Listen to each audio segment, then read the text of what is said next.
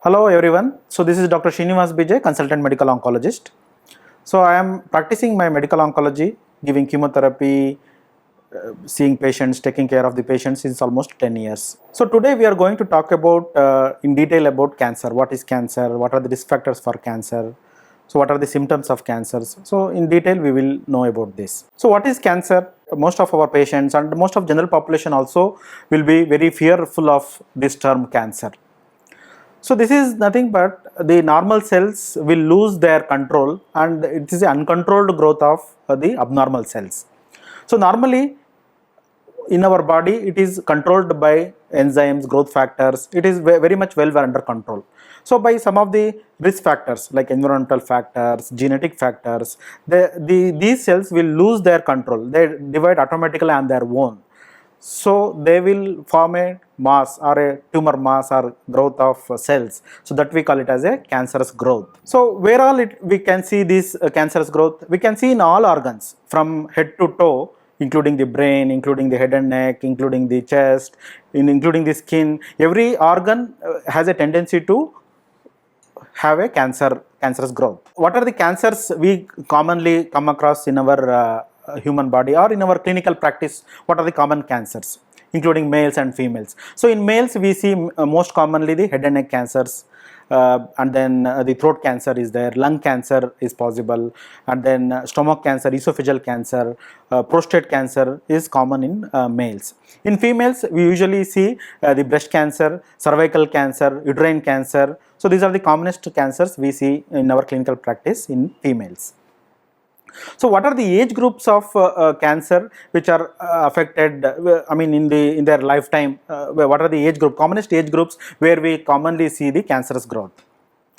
So we can say that from infancy to till the person dies, till that time the cancer can occur at any age of in their lifetime.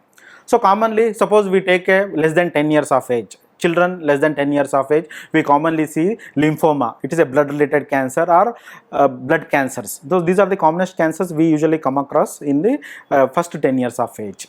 So in the next 10 years up to 20 years of age, we see some of the bone cancers are more common. So then after 30-40 years of age, we tend to get the stomach cancers, pancreatic cancers, and then the head and neck cancers, breast cancers. So usually the cervical cancer, ovarian cancer in female we usually see in the age of after 50 to 60 years of age. So each age group has a different tendency to have a commonest occurrence of the cancer. So suppose at the age of 50 to 60 years, a female comes with some abdominal distension, we usually suspect cancer of ovarian cancer or the uterine cancer. Suppose a male comes with at the age of 60 years with urinary symptoms, we suspect cancer of prostate cancer or bladder cancer. Suppose at the age of 40 to 50 years comes with abdominal pain, gastritis, difficulty to swallow, so they usually suspect the stomach cancer or the esophageal cancer. So it depends upon the age group, commonest age group we usually where the cancer is going to occur. So what are the incidents, how the cancers are at present it is there? So usually in the recent past, 2022, the world statistics has come out now.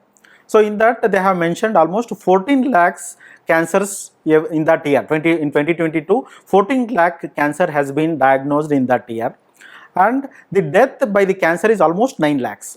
So this indicates that the cancerous growth is almost only 5 lakh people have survived in that cancerous treatment or whatever the cancer has occurred.